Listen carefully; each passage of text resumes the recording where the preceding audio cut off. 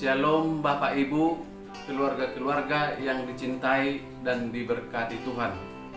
Selamat berjumpa kembali dalam Inspirasi Sabda bagi Keluarga. Hari ini adalah hari Selasa tanggal 21 Desember 2021. Firman Tuhan yang menjadi inspirasi sabda bagi keluarga diambil dari Injil Lukas bab 1 ayat 39 sampai dengan 45. Marilah kita dengarkan dan renungkan. Beberapa waktu sesudah kedatangan malaikat Gabriel, bergegaslah Maria ke pegunungan menuju sebuah kota di wilayah Yehuda. Di situ ia masuk ke rumah Zakaria dan memberi salam kepada Elisabet. Dan ketika Elisabet mendengar salam Maria, melonjaklah anak yang di dalam rahimnya, dan Elisabet pun penuh dengan Roh Kudus, lalu berseru dengan nyaring, "Diberkatilah engkau di antara semua wanita, dan diberkatilah buah rahimmu. Siapakah aku ini sampai ibu Tuhanku datang mengunjungi aku? Sebab sesungguhnya ketika salammu sampai kepada telingaku, anak yang di dalam rahimku melonjak kegirangan. Dan berbahagialah ia yang telah percaya, sebab apa yang dikatakan kepadanya dari Tuhan akan terlaksana." Demikianlah sabda Tuhan. Terpujilah Kristus. Bapak, Ibu, saudara-saudari yang terkasih dalam nama Tuhan kita Yesus Kristus, peristiwa kunjungan Maria kepada Elisabet terjadi beberapa waktu setelah Maria menerima kabar dari malaikat Gabriel, yaitu bahwa Maria akan mengandung dari Roh Kudus. Walaupun Maria sudah berpasrah kepada Tuhan dengan berkata, "Aku ini hamba Tuhan, terjadilah padaku menurut perkataanmu." Tetapi Maria belum tahu sepenuhnya apa yang akan terjadi pada dirinya. Oleh karena itu, kemungkinan besar Maria bergegas mengunjungi keluarga besarnya di pegunungan di wilayah Yehuda untuk memberitahukan peristiwa yang dialaminya tersebut. Tetapi sebelum Maria bercerita kepada Elisabet, hanya mendengar salam dari Maria, anak yang dikandung oleh Elisabet melonjak kegirangan, dan Elisabet pun penuh dengan Roh Kudus. Dalam keadaan yang penuh dengan Roh Kudus, Elisabet mengungkapkan dengan jelas dan singkat siapa jati diri Maria yang sesungguhnya, yaitu bahwa Maria adalah orang yang diberkati di antara wanita, bahwa buah rahim Maria adalah yang terberkati dari Tuhan, dan bahwa Maria adalah ibu Tuhan. Seruan Elisabet ini tentu menguatkan iman percaya Maria yang menerima misteri ilahi itu. Maria pasti berbahagia mendengar kata-kata Elisabet ini. Dan Elisabet pun menambahkan lagi, "Berbahagialah ia yang telah percaya, sebab apa yang dikatakan dari Tuhan akan terlaksana." Sekali lagi, seruan Elisabet ini sangat membahagiakan dan sangat meneguhkan iman percaya Maria. Bapak, Ibu, saudara-saudara yang terkasih, Elisabet merasa tersanjung karena dikunjungi oleh Maria.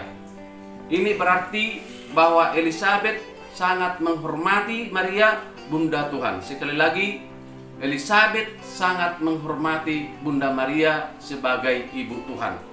Bagaimana dengan kita sekarang? Apakah kita menghormati Bunda Maria sebagai ibu Tuhan? Banyak cara yang dianjurkan oleh gereja untuk menghormati Bunda Maria. Misalnya dengan 2 devosi kepada Bunda Maria. Melalui 2 devosi kepada Bunda Maria, kita memohon kepada Bunda Maria agar Bunda Maria mendoakan kita. Sebagaimana ibu kita dapat mendoakan kita di bumi ini, demikianlah Bunda Maria dapat mendoakan kita dari surga. Jadi penghormatan kita kepada Bunda Maria adalah memohon doa daripadanya. Maka Bapak Ibu saudara-saudara yang terkasih, marilah kita mohon doa kepada Bunda Maria setiap hari. Kita perlu didoakan oleh Bunda Maria sekarang dan waktu kita mati. Bapak Ibu saudara-saudara yang terkasih, pertemuan Maria dan Elizabeth juga merupakan pertemuan dua tokoh wanita yang menerima misteri ilahi. Karena keberadaan anak dan nama anak yang dikandung oleh dua tokoh wanita ini diberitahukan oleh malaikat Gabriel. Malaikat Gabriel memberitahukan bahwa anak yang dikandung Elizabeth akan diberi nama Yohanes, dan anak yang dikandung Maria akan diberi nama Yesus.